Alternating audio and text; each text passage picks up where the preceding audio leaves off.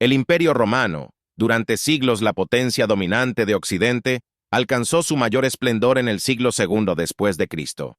Con una extensión que abarcaba desde las Islas Británicas hasta las arenas del norte de África, desde la costa atlántica de Hispania hasta las tierras de Mesopotamia, Roma era la civilización más avanzada de la historia antigua. Sus logros en arquitectura, ingeniería, derecho y cultura formaron las bases de muchas instituciones que aún perduran. Sin embargo, a pesar de su enorme influencia, Roma no estaba exenta de tensiones internas y de amenazas externas que, con el tiempo, desgastaron el imperio hasta llevarlo a su colapso definitivo. La división del Imperio Romano en el año 395 después de Cristo fue uno de los primeros signos de los problemas que enfrentaba la vasta estructura política.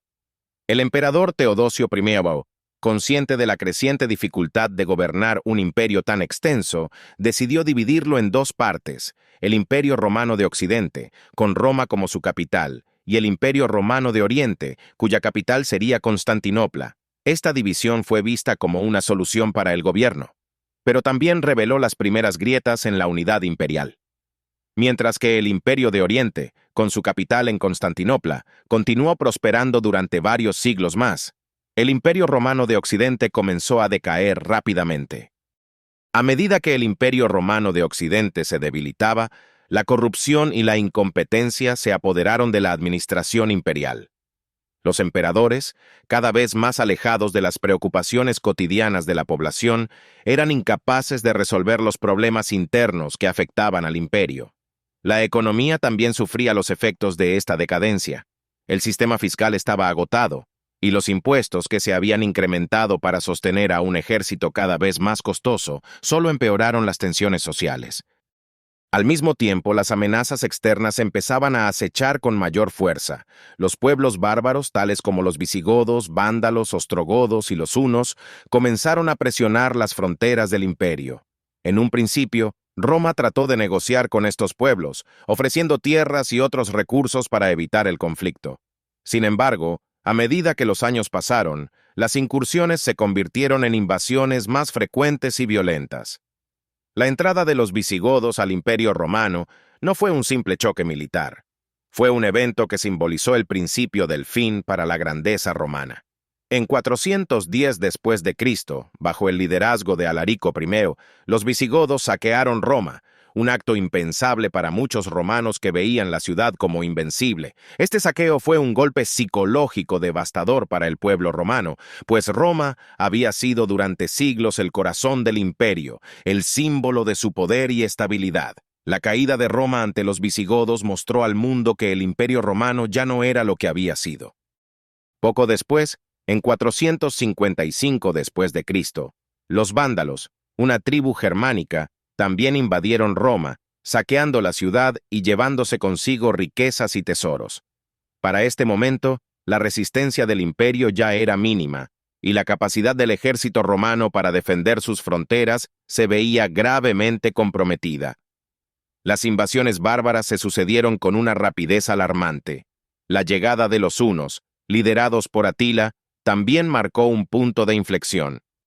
A pesar de estos ataques y de la desintegración del poder central, el Imperio Romano de Occidente siguió existiendo formalmente hasta el 476 después de Cristo, cuando Rómulo Augustulo, el último emperador romano de Occidente, fue depuesto por Odoacro, un líder militar de origen bárbaro.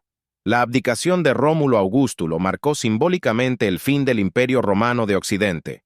Sin embargo, en realidad, el imperio ya había dejado de funcionar como tal mucho antes. El gobierno romano ya no controlaba la vasta extensión de territorio que una vez dominó. El ejército, aunque aún poderoso, estaba plagado de corrupción y no podía hacer frente de manera efectiva a las invasiones.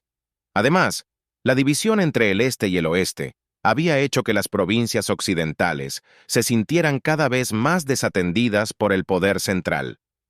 Cuando Odoacro tomó el poder, no proclamó un nuevo imperio, sino que, en un gesto que reflejaba la completa disolución del imperio, envió las insignias imperiales al emperador de Oriente, Zeno, quien reconoció la caída de Occidente.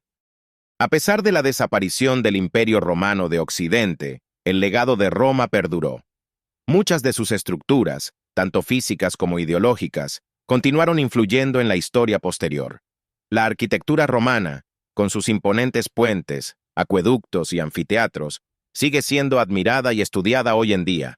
Su sistema legal, conocido como el derecho romano, se convirtió en la base de los sistemas legales de muchas naciones modernas.